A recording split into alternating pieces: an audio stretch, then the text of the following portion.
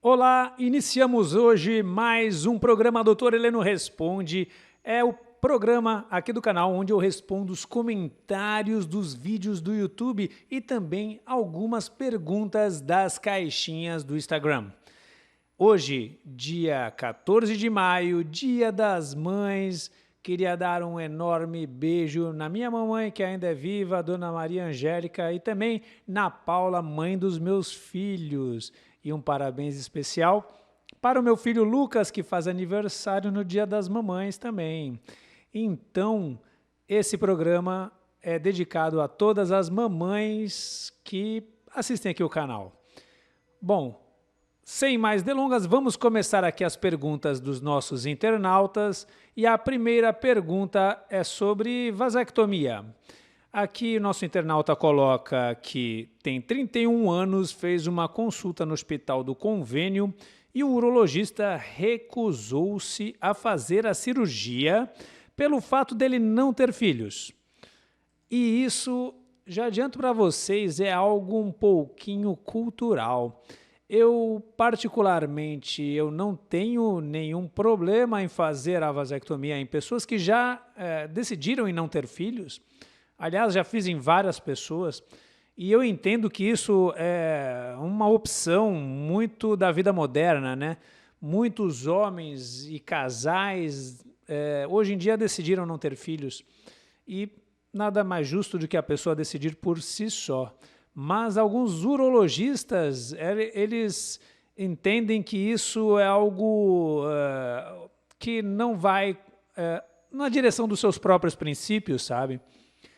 Eles imaginam que essa pessoa poderia se arrepender e ele tomou uma atitude que seria irreversível para essa pessoa e acaba não fazendo, entendendo que ele estaria fazendo um mal para aquela pessoa. Mas aí é uma questão de entendimento do médico, né? Então, meu amigo, você aí de 31 anos que esse médico se recusou a fazer, procure outro urologista, né? Fatalmente você vai encontrar alguém que faça. Como eu, por exemplo, né? Eu faço vasectomia em homens decididamente que não querem ter filhos, tá? Então é uma coisa meio conceitual de cada um, mas a lei lhe garante, tá? A lei diz que todas as pessoas acima de 21 anos que não têm filhos podem sim fazer a vasectomia. Bom, então vamos para a pergunta número 2. A pergunta número 2 já é sobre o remédio da Puxetina, que é um vídeo que tem tido bastante audiência. E aqui foram 3 internautas que foram perguntando coisas repetidas, mas eu achei legal, devido à pergunta do último internauta, que é algo muito curioso e muitas pessoas também têm essa curiosidade, né? Bom, então aqui, ó, consegue comprar sem receita? Não, não consegue. Esse remédio é vendido sob retenção de receita na farmácia. Tem alguma contraindicação ao uso do remédio? Sim, tem diversas contraindicações.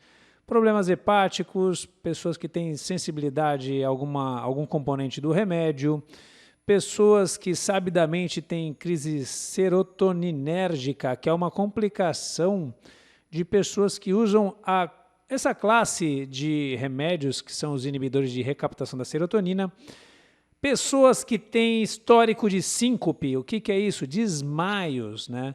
Então, pessoas também que têm problemas cardíacos que podem levar a uma maior chance de desmaios. Então, essas são algumas, tem outras, mas não é muito prático ficar listando tantas contraindicações, tá legal? Mas o que eu queria me atentar mesmo é essa última pergunta. Ele colocou aqui, excelente vídeo e uma bela explanação. Agora, doutor, o que esses atores pornôs usam que levam um bom tempo para ejacular? Rapaziada, eu vou tentar ilustrar aqui, né, como é que é a situação de sexo de um ator pornô, né? Vocês acham, pô, aquele ator pornô tá ali com aquela atriz que é, puxa, mulherão, né, gostosa, quente, né, geme pra caramba, tal, é um negócio alucinante e o cara não goza nunca, né? Ele fica ali um tempão. Mas lembrem-se do que vocês mesmos falaram aqui, né? São atores, né? Atrizes e atores. Então eles estão encenando, né? Não necessariamente está legal, está gostoso, tá? Então, e um detalhe também, né? Eles estão fazendo sexo num ambiente repleto de pessoas. Você está ali assistindo a cena, ok? Em que tem um casal só, ou mais, enfim, depende do vídeo que você está assistindo. Mas o que você não está vendo é que tem um diretor ali falando, mais para a direita, mais para a esquerda, pega um close aqui, né? Tem um rapaz ali segurando uma luz ali para iluminar bem a cena. Tem um câmera que está ali em volta, encostando uma câmera na cara dele, embaixo das pernas dele, né? Então, na verdade, o maior problema que os atores pornôs têm não é em segurar a ejaculação, demorar o orgasmo. O maior problema que os atores pornôs têm é em manter a ereção numa situação dessa. É muito difícil o ator pornô estar num grau de concentração tão grande numa situação dessa que ele mantenha uma excitação a ponto de segurar a ereção até o final. Então é muito comum hoje em dia as pessoas que trabalham com filmes pornôs, eles usarem remédios para a ereção, na verdade, né? E não só os remédios comprimidos, né? O Viagra, o Cialis, porque esses remédios dependem ainda de uma excitação natural para funcionarem bem. Mas esses profissionais com frequência usam os remédios intracavernosos, os injetáveis, em que ele é capaz de ter uma ereção involuntária. Então, o remédio ele promove uma ereção que vai durar ali 30, 60 minutos, o suficiente para ele encenar ali com aquela atriz, né? E com certeza o momento da ejaculação do orgasmo é um dos momentos mais difíceis, porque aí sim, ele só vai atingir o orgasmo, não existe remédio que faça com que ele atinja o orgasmo, né? Realmente ele tem que estar concentrado e se excitando para ter aquela cena final, né, de ejaculação. Tanto que vocês podem perceber que muitos filmes, né, de pornôs, aquela parte da ejaculação, onde o ator vai lá e ejacula na face, né, na cara da atriz, ela é meio cortada, né? Tu vê que eles dão um corte na cena e já aparece o ator ali, né, se masturbando ali, né? Porque, na verdade, ele precisou se excitar sem estar filmando e deu alô, olha, agora vai. O pessoal pega a filmagem já na cara da atriz, né?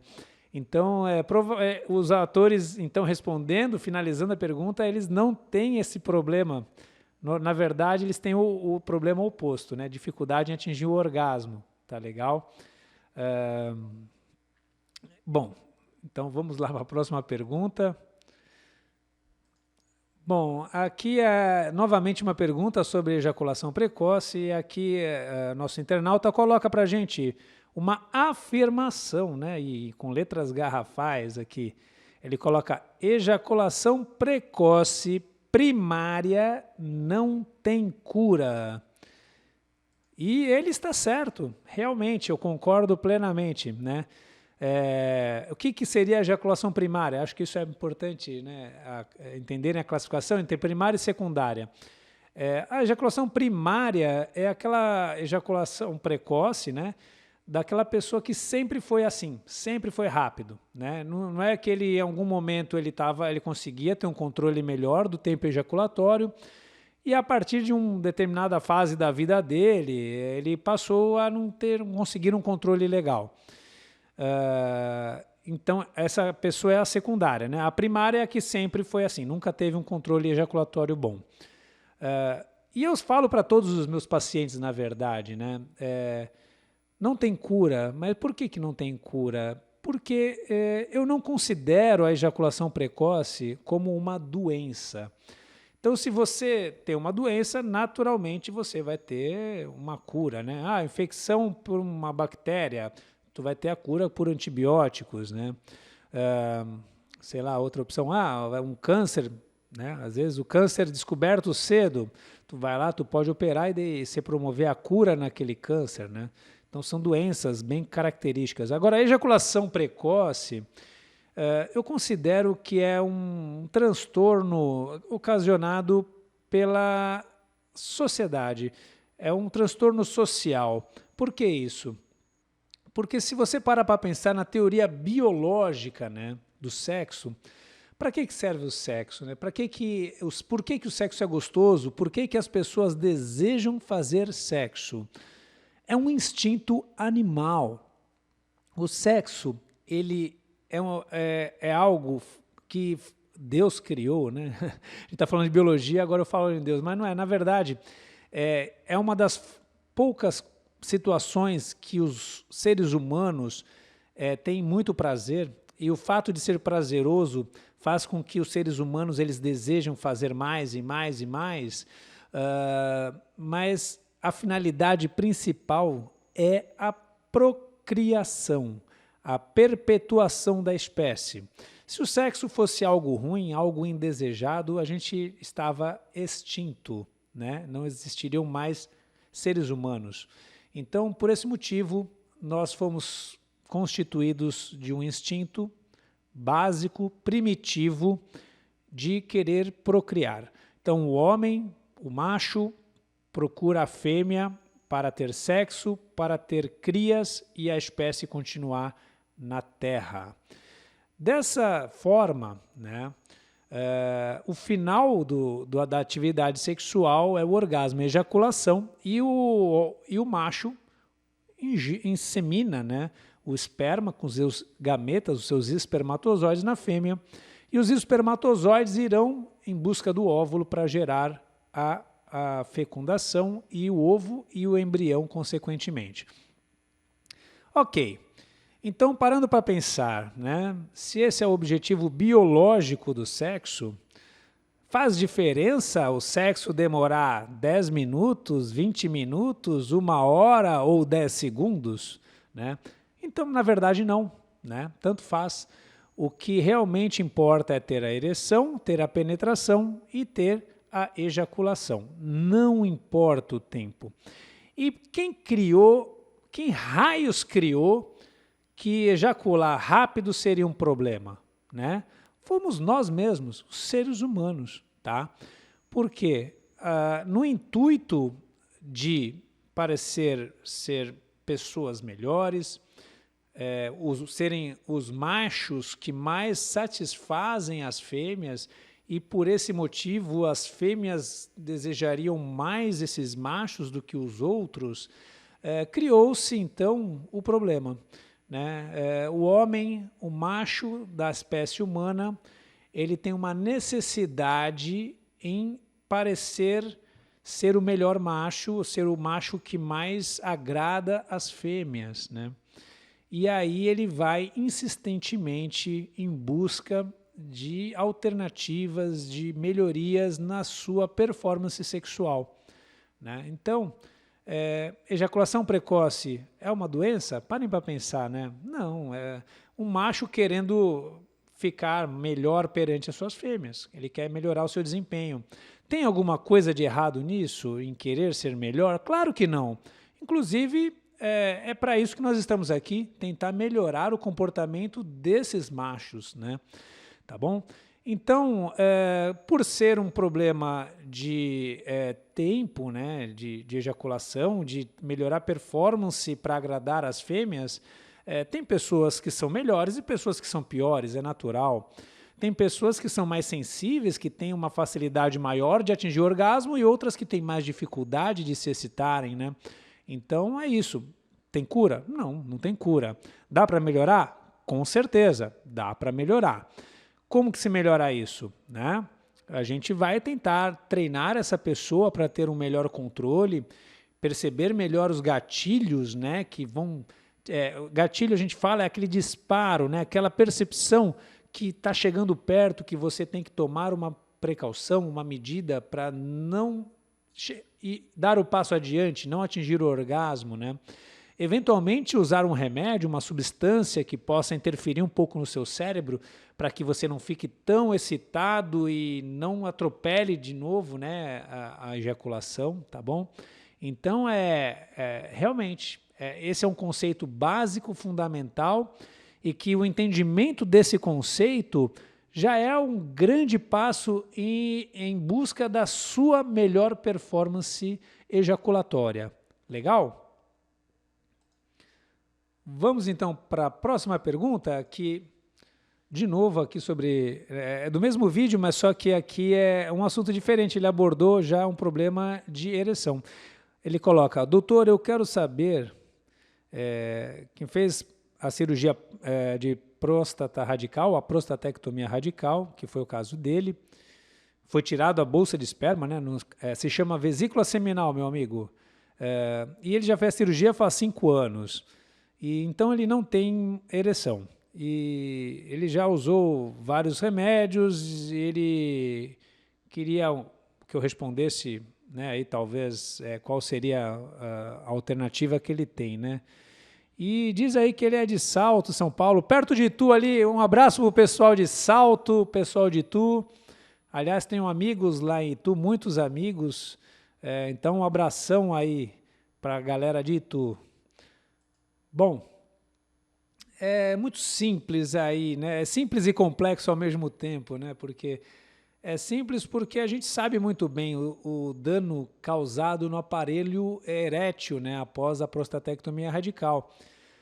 Nessa cirurgia, infelizmente, é muito frequente que sejam lesionados os nervos periprostáticos que participam do processo da ereção. Então, quando o cirurgião vai ali retirar a próstata, tem esses 2 nervinhos que passam muito rentes a eles e que são invisíveis, né? E aí, naturalmente, para curá-lo do câncer, o médico acaba tendo essa lesão desses nervos.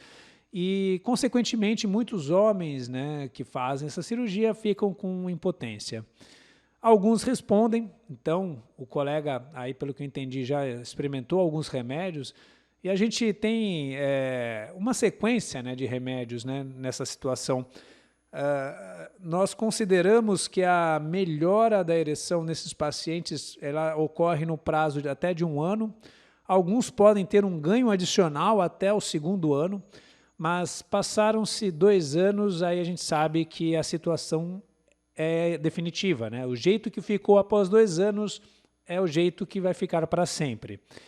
Nesse sentido, né, se você já tentou remédios orais, não teve resposta, já tentou remédios injetáveis, né, que são as drogas intracavernosas, e também não foi satisfatório, o próximo passo seria realmente o implante de prótese peniana.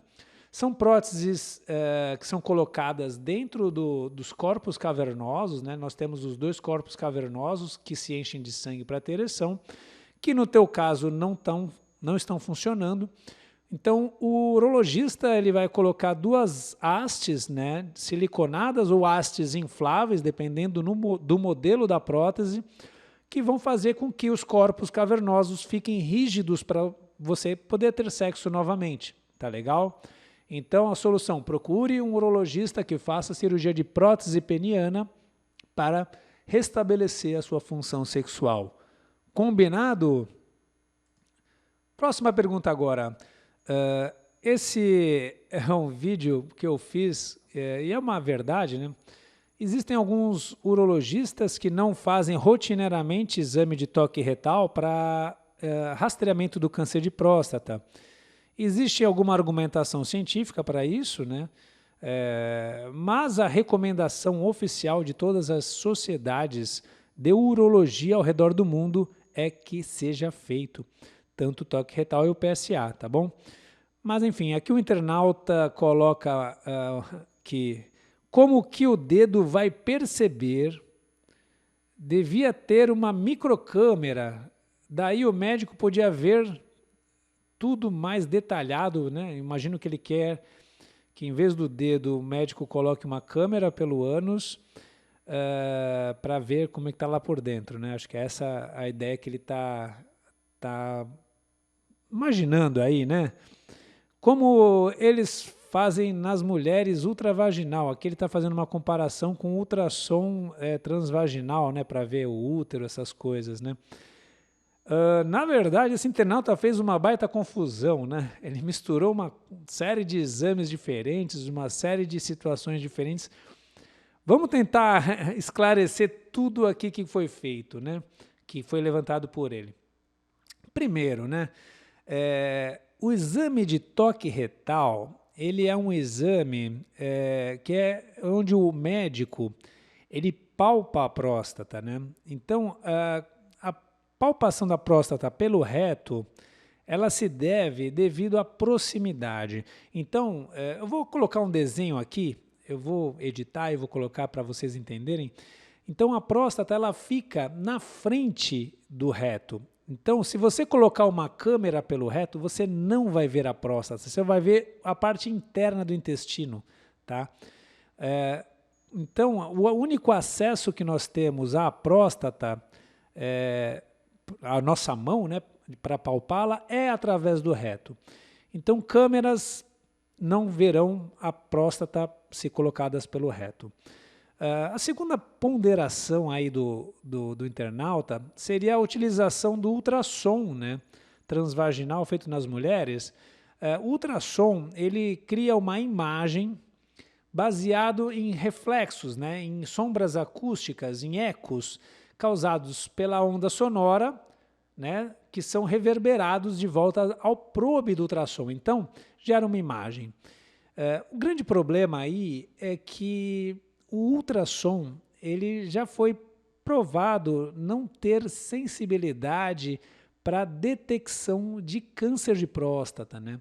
Ele deixa passar muitos tumores que não aparecem no ultrassom. Então, por esse motivo, ele não é usado como método de rastreamento.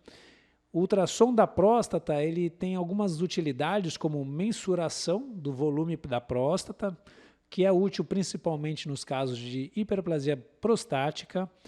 Ele pode analisar a ecotextura da próstata, que pode mostrar para a gente algum sinal de uma prostatite, alguma calcificação prostática. E poucos tumores podem mostrar achados evidentes ali, mas que é impossível afirmar pelo ultrassom que aquilo sim seria um câncer. Seria necessário ainda outras coisas, né? Então, o ultrassom não tem utilidade aqui também, tá bom? Então, meu amigo, infelizmente seria realmente o toque e o exame de PSA, tá? Um exame de imagem que hoje já tem sim uma grande acurácia, né, na detecção de câncer de próstata, é um tipo de ressonância chamada ressonância multiparamétrica. É um exame caro, demorado, e que não deve ser feito de rastreamento. Imagine se a gente fosse fazer ressonância multiparamétrica em todas as pessoas do Brasil e do mundo para ver, e outra, todos os anos, né, para ver quais teriam ou não câncer de próstata, né? É inviável isso, né? Por isso que não é usado como método de rastreamento. Então, vá ao médico e faça o toque, meu amigo, sem medo, não dói, para com isso. Pergunta número 6 do vídeo de hoje, vamos lá. Agora sobre o estudo urodinâmico. Aqui é um colega que fala que é paraplégico, né? Já tem muitos anos de paraplegia, olha lá, 40 anos, e ele sofre com perdas de urina, perde urina direto, usa fraldas, e ele tem dúvida como ele faria o estudo urodinâmico. Quem não conhece o estudo urodinâmico é um exame feito geralmente pelos urologistas, onde são colocados sensores na bexiga e a gente monitora o funcionamento da bexiga. E aí a bexiga é cheia, né, com soro, monitorado o comportamento da bexiga durante o enchimento e depois é solicitado que a pessoa urine e aí é visto todo o funcionamento da bexiga na hora do esvaziamento dessa bexiga. E aí a dúvida do nosso colega é porque como ele não consegue segurar a urina, como que seria feito isso, né? Então, na verdade, é um exame de fundamental importância nas pessoas que têm bexiga neurogênica, que é o caso desse nosso internauta. A bexiga neurogênica, como ele teve uma lesão medular, quer dizer, ele teve uma lesão ali nos nervos que passam pela coluna, ele fatalmente ele tem uma perda de sensibilidade, uma perda do controle voluntário da sua micção, e aí a bexiga dele, provavelmente, eu não tenho como afirmar isso, mas ela trabalha como um arco reflexo. Lembra daquele velho exame que as pessoas vão ao médico, ele pega um martelinho e bate no joelho da pessoa e o joelho vai sozinho para frente assim? Então, aquilo ali é um arco reflexo. O médico estimula um nervinho, ele vai para a coluna e volta sem passar pelo nosso cérebro. Nosso cérebro não inibe aquela contração, ela vai na coluna e volta. Aquilo é um arco reflexo. Ele estimulou, foi na coluna e voltou, um comando involuntário para o joelho ir adiante. Então, a bexiga desse senhor, ele provavelmente ela opera sobre comandos involuntários de arco reflexo. A bexiga tem um estímulo qualquer, pode ser a simples distensão da bexiga, vai para a medula ali, a parte embaixo, onde foi seccionado, e volta o arco reflexo de contração, ele joga a urina para fora. O que o médico quer saber, provavelmente no seu caso, meu amigo? Ele quer saber qual é a pressão de contração da sua bexiga na hora que ela tem esse arco reflexo, entendeu? Por que isso? Porque pessoas que só perdem urina quando a contração é muito forte, essa contração muito forte, essa pressão alta na tua bexiga, ela é extremamente deletéria para os seus rins. Então, uma pessoa que tem uma lesão medular e que tem essas bexigas que contraem muito fortes, e elas têm uma chance muito grande de desenvolverem um problema renal muito grave e acabarem em hemodiálise. Então, essas pessoas, elas precisam desse exame para verificar exatamente essa situação. Combinado? Faça o exame, não tem problema nenhum, vai ser posta a sondinha, escapou a urina, não tem problema, o exame é para isso, molha, paciência, depois seca, mas essas informações vão ser de crucial importância para o seu médico. Pergunta número 7, a próxima pergunta aqui é sobre ferimentos no pênis. Então aqui o internauta coloca, no meu caso só aparecem uns cortes, ou a inflamaçãozinha embaixo da pele, ali na parte mais sensível do corpo do pênis, mas rapidamente volta ao normal. Mas eu acho que é porque o sexo, quando é muito intenso, aí no dia seguinte fica vermelho. O senhor teria uma explicação melhor para mim? Claro que teria. Olha, o conceito, né? Então, vamos lá. Quando a pele do pênis fica inflamada, do prepúcio ou da glande, o termo técnico disso é balanopostite, tá? A balanopostite, ela pode ter várias causas, né? Então, temos várias. Aí nos vídeos, eu tenho alguns vídeos que falam disso, vocês vão ver lá diversas causas, mas uma das causas realmente é o atrito, né? Todo atrito que você tenha em qualquer região do seu corpo vai gerar uma irritação, uma inflamação, que pode ser maior ou menor, né? Se for muito intensa, pode chegar a ferir, cortar. E no pênis não seria diferente, tá? Então, se você teve uma relação sexual onde teve muito tempo de penetração, ou então a parceira não estava bem lubrificada, ou então é muito comum a lubrificação ser precária em pessoas que fazem penetração anal, que aí sim tem mais atrito também, é muito comum que fique vermelho, tá? Aí, meu amigo, normalmente a grande maioria, que nem você falou, no dia seguinte, mais tardar, 1, 2 dias depois, o peito está novo, né? Recuperou, já desinflamou. Agora, quando a vermelhidão é recorrente, é persistente, quer dizer, e está associado a ferimentos, está associado a secreções, né? Ou são de difícil resolução, aí é mais frequente que haja um fator infeccioso associado, né? Um fungo, uma bactéria, né? Ou alguma outra doença, né? Associada, aí sim a gente precisa de uma avaliação especializada, tá? Então a dica para ti aí, meu amigo, melhore a lubrificação, tá bom? Use lubrificantes íntimos, tem diversos aí no mercado, na farmácia, tudo, que essas lesões vão diminuir, tá bom? E se o pinto tiver muito machucado, dá um descanso para ele também, né? Não vai fazer sexo de novo com ele ferido, machucado, que vai piorar a tua situação. Tá legal? Outra pergunta aqui, agora de um vídeo que é muito curioso, né? Porque existe um tipo de infecção, eu considero que é um subtipo de uma infecção urinária, né? A causa, né, o mecanismo dessas infecções são muito similares a uma infecção urinária comum, que são as prostatites. E aqui ele pergunta para a gente, né? Jovens podem ter prostatite? Tenho 26 anos, estou com a minha urina amarelada e sai bem. E sai bem pouco. Sinto apertado, às vezes não sinto vontade de urinar. Minha bexiga fica alternando, isso me dá medo. Fiz exames de urina e não deram nada, né? É muito comum esse tipo de queixa, né, dos pacientes com prostatite, porque eles vão a pronto-socorro, a unidades de saúde, ou passam com médicos que não têm experiência nesse tipo de situação, e os exames normalmente não ajudam muito, né, no caso da prostatite, porque os exames de urina vêm normais.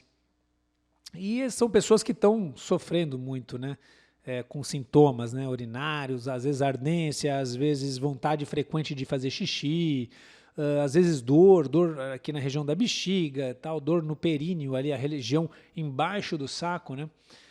E o diagnóstico só é feito quando a pessoa está acostumada a tratar esse tipo de situação, né? Então o urologista muitas vezes é a pessoa que vai conseguir conduzir essa situação. E primeira parte da pergunta, se jovens, sim, na verdade é uma doença, é a principal doença da próstata que acontece no jovem. Então, normalmente, o jovem em vida sexual ativa, até 40, 50 anos, a principal doença é a prostatite. Aí, a partir dos 50 anos, a principal doença que compromete a próstata passa a ser a hiperplasia prostática benigna, que é quando a próstata cresce, né? E a partir dos 50 anos começa a aumentar também a incidência do câncer da próstata, que seria a terceira doença, né, em frequência, né, de ser mais comum de comprometer os homens. Então, a prostatite é algo que aparece com relativamente frequência nos consultórios do urologista.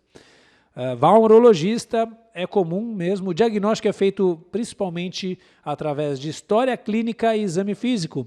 Adivinhe qual é o exame físico, amigão? Sim, o médico vai fazer um exame de toque. E o achado típico da prostatite é uma próstata dolorosa ao toque. Normalmente a próstata não dói quando ela não está inflamada, né? Ela é um exame indolor. Na prostatite vai sentir dor durante a palpação. Próxima pergunta aqui, também sobre o vídeo de dapoxetina, aqui o nosso internauta, ele pergunta, né, se precisa de receita. Eu já respondi isso, sim, precisa. Mas ele quer saber, por que a tadalafila de 5 miligramas não precisa de receita e o outro precisa, né? Realmente é uma dúvida bem... imaginei que todos devem ter essa dúvida, né? Com uma obviedade, né? O remédio para ereção não precisa, o remédio para ejaculação precisa. Qual que é a lógica disso? Então, eu acho que isso é uma explicação até de cunho, de conhecimento geral, né, para todos os remédios que existem aí e são comercializados.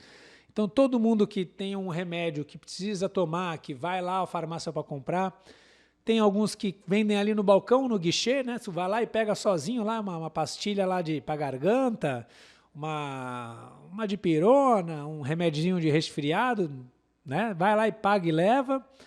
Já existem outros remédios que tu tem que ir com uma receita lá e pegar, e outros, inclusive, que são receitas controladas, ficam retidas, é uma dificuldade enorme e tal. A complexidade em adquirir o medicamento, ela está relacionada à periculosidade desse remédio. Então, remédios que têm um potencial de efeitos adversos mais graves, eles têm a venda mais restrita. Enquanto remédios que têm menos potencial de causar problemas, eles têm a sua venda mais liberada. E é isso que acontece nesse exemplo. Enquanto a tadalafila, os efeitos adversos são mais passageiros, menos graves, é mais improvável que você venha a ter um evento fatal usando o remédio, a dapagliflozina não, é um remédio que o abuso dele pode levar a transtornos graves, pode ter desmaios, pessoas que não devem tomar acabam usando e acabam ficando mal, precisam ser hospitalizadas, né? Então, por esse motivo, ele tem a sua venda um pouquinho mais restrita, né? Tá? É por motivo de segurança para você mesmo aí. Inclusive, vocês podem observar, tantas pessoas comentando aqui esse vídeo, tantas pessoas querendo usar o remédio, tantas, né? Imaginem quantas não comprariam sem saber se pode ou se não pode, se qual mal faz, qual mal não faz, né? Então, por esse motivo, é necessário a receita, tá legal? Bom, e então aqui a outra pergunta, a última pergunta aqui do nosso domingo, sobre vasectomia. Aqui o nosso internauta fala, fala sobre o clipe de titânio e valores, se convênio cobre, doutor. Muito obrigado, eu que agradeço. Olha, você vê, tem tantas coisas, né, que as pessoas acabam fantasiando. Uma cirurgia tão simples como a vasectomia, que é feita rápida, muitas vezes no consultório, com anestesia local. Algum camarada já comentou sobre clipe de titânio. Para que vamos gastar dinheiro com clipe de titânio? Se com uma linhazinha de nylon ali, aquela lá tipo igual de pesca, sabe? Baratinho, tu vai ali, resolve, mesma coisa, igualzinho, né? Enfim, não tem menor sentido usar clipe de titânio numa vasectomia, tá? Para que é usado o clipe de titânio? É usado em cirurgias laparoscópicas, robóticas, né? Onde o cirurgião vai precisar lá dentro do abdômen clipar um vaso de sangue né, para ele não sangrar ali dentro da barriga e tal. Não tem o menor cabimento aqui, tá legal? Bom, sobre valores, isso é outra coisa muito pessoal, tá? Assim, se você for lá no urologista que atende no Albert Einstein, em São Paulo, no Sírio-Libanês, que são urologistas que atendem pessoas que gastam muito dinheiro, né, em hospitais que são muito caros. Puxa, o céu é o limite, né, meu amigo? Tu vai ver urologistas cobrando 10, 20 mil reais aí, às vezes, para fazer uma vasectomia. Enquanto, se você for numa clínica popular aí que tu vai encontrar nas cidades, a maioria delas hoje em dia já tem, tu vai achar urologistas aí fazendo por 500 reais, 600 talvez, 700, sei lá, não sei, né? Eu posso falar para ti aqui quanto que eu cobro aqui no consultório, né? Hoje em dia eu sou um urologista modesto, não sou dos caros, eu cobro ao redor aí de 3 mil reais, tá? Tá o preço oficial hoje aqui. Claro que se a minha demanda for muito grande, talvez esse preço aumente, se o valor de algum insumo que eu uso aumenta, isso vai aumentar também, né? Enfim, mas o preço varia muito, tá? Tu tem que procurar um urologista que te inspire confiança, que vai cuidar de você até o final. Então, olha, gente, a maior dica que eu dou para as pessoas que vão fazer cirurgias é o seguinte, se tudo for bem, tu não vai ter problema nenhum, tá? Agora, se começar a complicar, esse médico que você escolheu é o que vai estar agarrado contigo, é o que vai te socorrer, é o que vai resolver, é o que vai ouvir o seu choro, o que vai chorar junto com você, tá? É o que vai sofrer junto com você, tá? Então, é nessa hora que a escolha vai fazer a diferença, tá legal? Então, cirurgias complicam, tá? Quem fala que não complica está mentindo, né?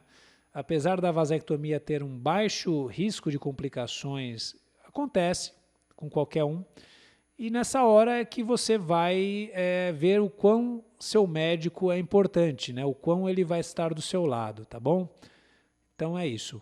Então pense bem, né? Eu acho que o preço ele tem que ser, é claro que é importante, tem que caber no seu bolso, mas não é o mais importante, tá? Você tem que sentir que você está num bom lugar e bem acolhido, tá bom? Sobre o convênio cobrir, sim, convênios são obrigados a cobrir vasectomia no Brasil. Existe o rol da ANS, que é um rol de procedimentos obrigatórios que todos os planos têm que atender. Então, se você precisar de uma vasectomia pelo plano e tiver com dificuldades, vá lá fazer reclamação, faça barulho, que eles vão arrumar algum lugar para você fazer sua vasectomia pelo plano. Combinado? Então, é isso aí.